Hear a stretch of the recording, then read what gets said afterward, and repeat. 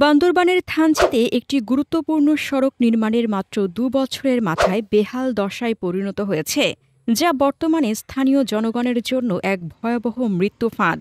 BGB checkpost থেকে বলিবাজার পর্যন্ত বিস্তৃত এই সড়কটি দুটি শিক্ষা প্রতিষ্ঠান ও একটি স্বাস্থ্যকেন্দ্রের যোগাযোগের একমাত্র মাধ্যম।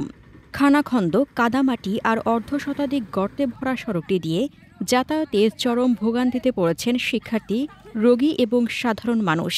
স্থানীয় সরকার প্রকৌশল অধিদপ্তর এলজিডি ২০২২-২০২৩ অর্থবছরে প্রায় ৭০ লক্ষ টাকা ব্যয়ে ৫০০ মিটার দৈর্ঘ্যের এই সড়কটি ৪ ইঞ্চি আরসিসি ঢালাইয়ের কাজ সম্পন্ন করে।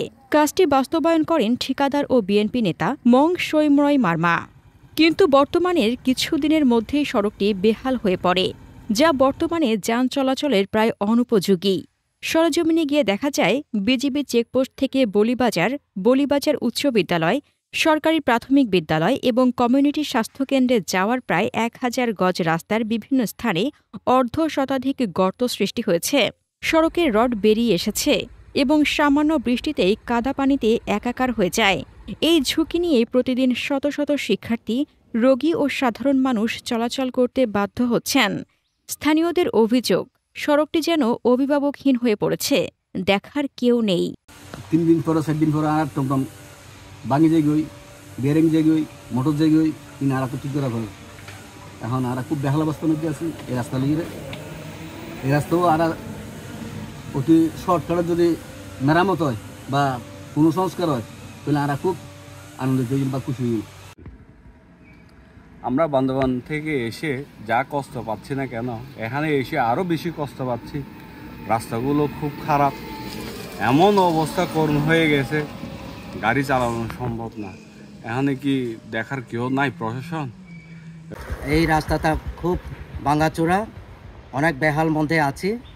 তো প্রায় এই রাস্তাতে ছোটোখাটো অনেক মোটরসাইকেল উল্টিয়ে দুর্ঘটনা ঘটে।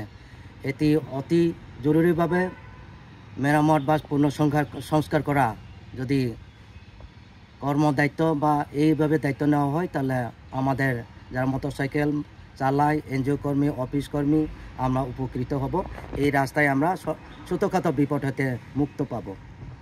বলিবাজার সরকারি প্রাথমিক বিদ্যালয়ের প্রধান শিক্ষিকা উইনু মারমা বলেন, আমাদের কোমলমতি শিক্ষার্থীরা বর্ষার দিনে কাদামাখা জুতো নিয়ে স্কুলে আসে। তাদের জুতো ধোয়ার জন্য আমাদের আলাদা পানির ব্যবস্থা করতে হয়। আমরা পাঠদানে মনোযোগ দেব নাকি শিক্ষার্থীদের জুতো পরিষ্কার করব? থানচি বলিপাড়া বাজারের কাছে যে আরসিসি সড়কটি নষ্ট হয়েছে, যেটা কথা আপনি বললেন, সেটা আমাদের নজরে এসছে। সেটা আমরা ভিজিট করেছি এবং ভিজিট করার পর সেখানে আমরা দেখেছি যে এটা পূর্বে যেভাবে কাজটি করা হয়েছে অনেক আগে, তখন আসলে হয়তো বাজেট এর একটা কনস্ট্রেন্ট ছিল, তো সেই কারণে তখন সেখানে শুধুমাত্র ওয়্যার ম্যাচ দিয়ে সে কাজটি করা হয়েছে। তো এখন আমরা আমাদের ডিজাইন টেমপ্লেট অনুযায়ী হেডকোয়ার্টারে সেটা অনুযায়ী আমাদের যে আরসিসি, আমরা 175 মিলিমিটার আরসিসি থিকনেস ধরে এবং সেখানে প্রয়োজনীয় 10 মিলিমিটার স্টিল দিয়ে নির্ধারিত ডিজাইনে যে স্পেসিং দেওয়া আছে সেই স্পেসিং অনুযায়ী আমরা একটা রিভাইজ এস্টিমেট তৈরি করেছি। সেই রিভাইজ এস্টিমেট তৈরি করে আমরা অলরেডি এটি সদর দপ্তরে অনুমোদনের জন্য আমরা পাঠিয়েছি। সদর দপ্তর থেকে যদি এটা আমরা অনুমোদন পেয়ে যাই, আশা করি খুব শীঘ্রই আমরা অনুমোদন পেয়ে যাব। অনুমোদন পেলে আমরা কাজটি বাস্তবায়ন করব এবং কাজটি বাস্তবায়ন হলে আশা করি এই জনগণের দুর্ভোগটা লাঘব হবে বলে আমি আশা করছি। তবে এলাকাবাসী অবিলম্বে সংস্কার কাজ শুরু না হলে যে কোনো সময় বড় দুর্ঘটনার আশঙ্কা করছেন। হাসনাতুজ্জাহান হিমু, দৈনিক খোলা চোখ।